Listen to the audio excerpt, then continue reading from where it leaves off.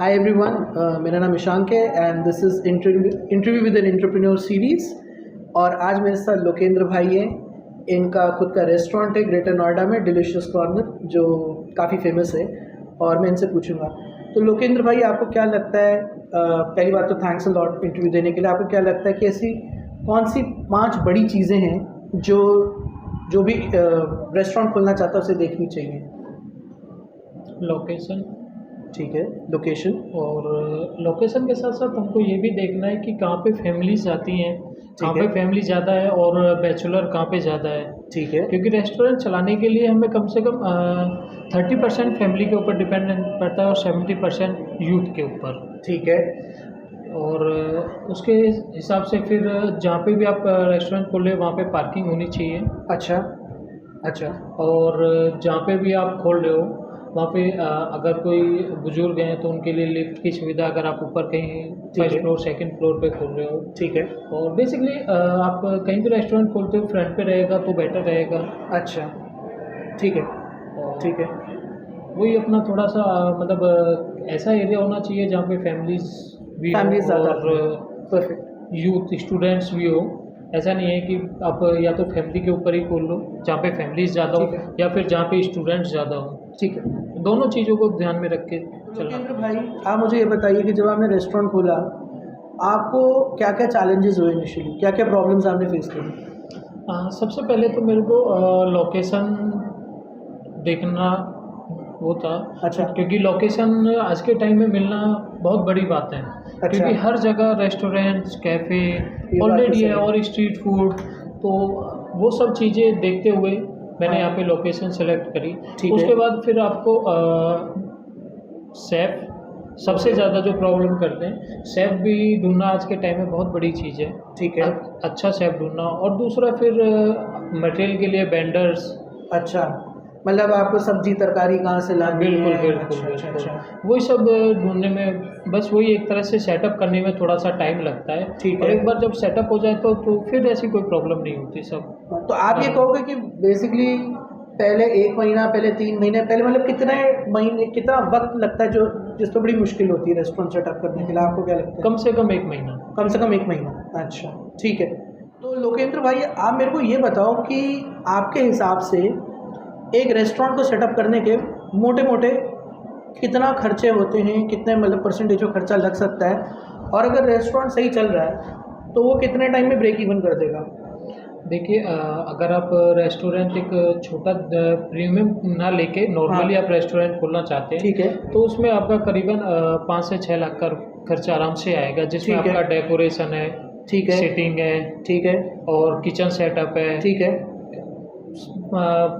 बहुत सारा मटेरियल है जो किचन सेटअप का है। मतलब हाँ। मोटा मोटा आपका 5 से 6 लाख रुपए आराम तो से इस लग 5 से जाएगा। 6 लाख में किचन में कितना खर्चा पड़ेगा?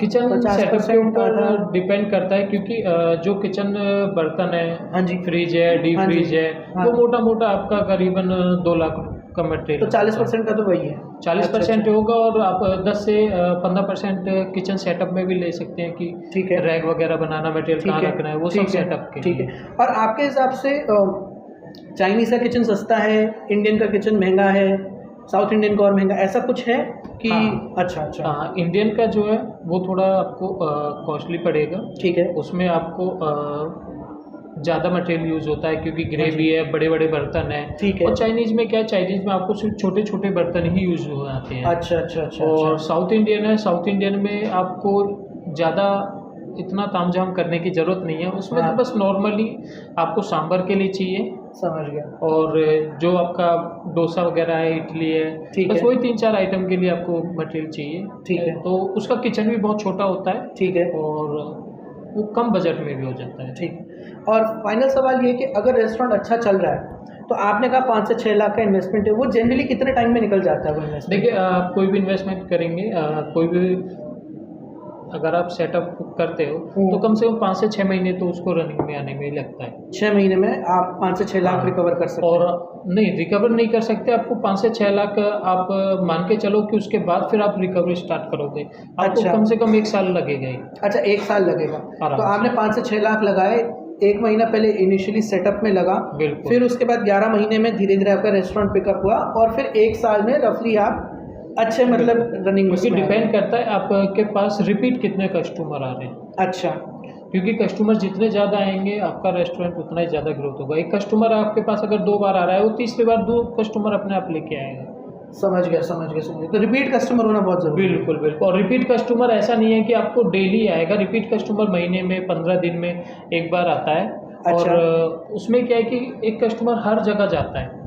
जब वो जगह-जगह खाएगा तो उसको फिर याद आएगा कि भाई हाँ, हम उस रेस्टोरेंट में गए थे, अच्छा खाना था, एक बार फिर जाएँगे। अच्छा, अच्छा, अच्छा, तो अच्छा। थोड़ा-सा रिपीट कस्टमर बनने में टाइम लगता है, और एक बार जब बन जाता है तो फिर प्रॉब्लम नहीं होती। तो अगर मैं अभी आपसे पूछूं, मतलब आपका तो काफ़ी अच्छा खाना भी अच्छा है, मैंने काफ़ी ट्राई भी करा है। आपका रिपीट कस्टमर रेट कितना है और पिछले लेट्स से कुछ महीनों में कितना बढ़ा है? तो आप इसको कैसे बताएँगे?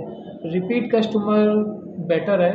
हाँ जी। हमारे यहाँ पे मतलब ज़्यादातर जो हमारे यहाँ कस्टमर आते हैं हाँ जी। वो वापस यहीं आते हैं। ठीक है। ऐसा नहीं है कि वापस नहीं आते, और करीबन 3 से 4 दिन में कस्टमर हमारे रिपीट 3 से 4 दिन। क्योंकि ये सारा एरिया स्टूडेंट्स का है, तो स्टूडेंट वो समझ यहीं पे गया, रहते हैं। समझ गया। तो आप कहेंगे कि 30 से 40% आपका रिपीट कस्टमर रेट है यहाँ पर? बिल्कुल, बिल्कुल। अच्छा, अच्छा। लोकेंद्र भाई, मुझे आप ये बात बताइए कि आपके रेस्टोरेंट में तो वेज और नॉन वेज दोनों ही आप देते हैं, है ना? बिल्कुल। और कुछ लोग ऐसे होते हैं, वो कहते हैं कि यार मैं रेस्टोरेंट अगर बनाऊंगा तो सिर्फ वेज खाने का बनाऊंगा, और कुछ लोग कहते हैं सिर्फ नॉन वेज बनाऊंगा।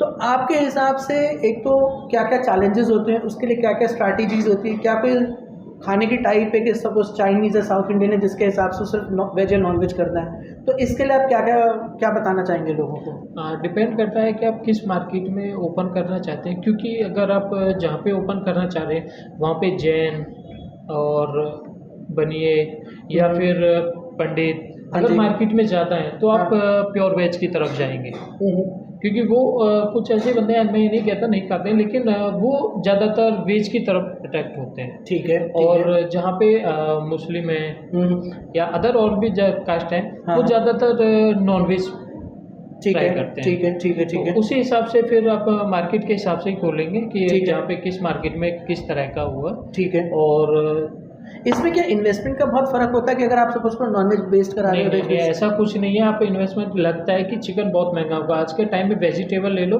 आपको वो भी चिकन से ज़्यादा महंगी पड़ जाती हैं। सब्जियाँ चिकन से महंगी पड़ जाती हैं, बिल्कुल, ये कमाल की बिल्कुल, बात है। आप कोई एग्जांपल दे सकते हो ऐसी कोई सब्जी भाई जो चिकन से महंगी हो? अब एक सब्जी कोई नहीं गिरती। आप कोई भी वेज आइटम ले लो, उसमें 3 से 4 सब्जियाँ अच्छा, गिरती हैं। हाँ, हाँ। और 3 से 4 सब्जियों का आप कॉस्ट लगाओगे।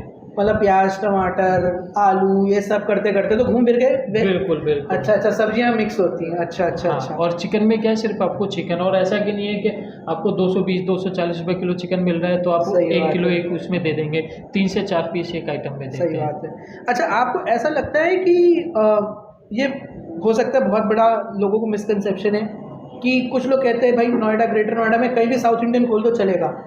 क्या ये सच है, ये झूठ है? क्या आपको ऐसा लगता है? क्योंकि साउथ इंडियन का बहुत बड़ा हिस्सा मैंने देखा है डोसा, इडली, वड़ा में कवर होता है और वो वेजिटेरियन होता है। तो आपका इस धारणा के बारे में क्या मानना है, आप ये बताओ?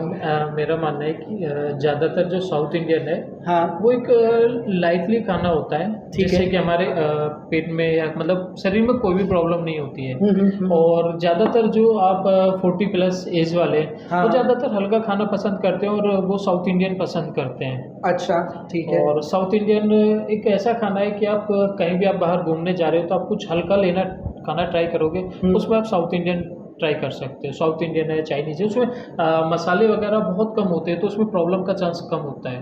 ठीक है, ठीक है, ठीक है, बहुत अच्छा। केंद्र भाई, मेरे को ये बताओ कि आपने तो जॉब भी करी है। पहली बात तो आपने किस सेक्टर में जॉब करी है बताना, और आप रेस्टोरेंट ही क्यों चूज़ करा और इस लाइन में कैसे आए, मुझे ये बताओ आप। इससे पहले मैं मैन्युफैक्चरिंग में था, ठीक है। और उसके बाद फिर जॉब करते करते थोड़ा सा मतलब मन एक तरह से जो है ना बोरियत सी होने लगी कि अब कुछ अपना करना चाहिए। ठीक है। और मैन्युफैक्चरिंग में अपना करने के लिए बहुत ज़्यादा बजट होना चाहिए। अच्छा। इसी वजह से मैंने थोड़ा सा एक छोटा सा सेटअप ट्राई किया, क्योंकि इसमें ना तो कोई एक्सपीरियंस की इतनी खास ज़रूरत होती है, ठीक है। है ना, क्योंकि सारा कुछ शेफ के ऊपर डिपेंड रहता है। ठीक ना, है। तो इसमें ऐसी कोई ज़्यादा प्रॉब्लम फेस करनी नहीं होती है। तो इसीलिए मैंने ये फील्ड इसीलिए आपने सोचा कि मैं रेस्टोरेंट बिल्कुल, खोल लेता हूँ। बिल्कुल। अच्छा, अच्छा। तो चलो, आपने ये तो बता दिया मैं क्यों चुना और रेस्टोरेंट ही क्यों चुना, मतलब एंटरप्रेन्योरशिप क्यों चुनी। आप कोई अपनी तरफ से कोई टिप देना चाहोगे, गोल्डन टिप रेस्टोरेंट वालों को, कि जैसे आपने, जैसे मैंने देखा है बबल टी और ऐसे बड़े सारे यूनिक आइटम्स रखे हैं, तो आपकी कोई गोल्डन टिप है अगर कोई रेस्टोरेंट खोलना चाहे उन लोगों के नहीं, लिए? ऐसा कुछ नहीं है, लेकिन बस यही कि हर रेस्टोरेंट की, हर कैफ़े की एक अलग वो होती है पहचान, वो होती है उसके आइटम से। कुछ ऐसा एक या दो आइटम ऐसे होने चाहिए जो बिल्कुल यूनिक हो, ठीक है ना? हाँ तो जी। उससे ही कस्टमर को थोड़ा अट्रैक्शन मिलता है। और अच्छा, तो आप ये कहेंगे कि आपका यूनिक आइटम एक सर्टेन परसेंटेज में बिक रहा है या ज़्यादा बिक रहा है कंपेयर टू अदर्स? क्योंकि आपका तो हाँ, बिल्कुल अदर आइटम्स के मुकाबले मेरा बबल टी ज़्यादा है यहाँ पे, और बेसिकली यहाँ पे और किसी के पास बबल टी है नहीं। अच्छा, अच्छा। तो लोगों को पसंद आती है, बबल टी अच्छी ड्रिंक है, कोरियन ड्रिंक है। ठीक है, तो मतलब आप आपका ये सजेशन है। ठीक है, thanks a lot and all the best Lokendra भाई, I hope you do well. Thank you.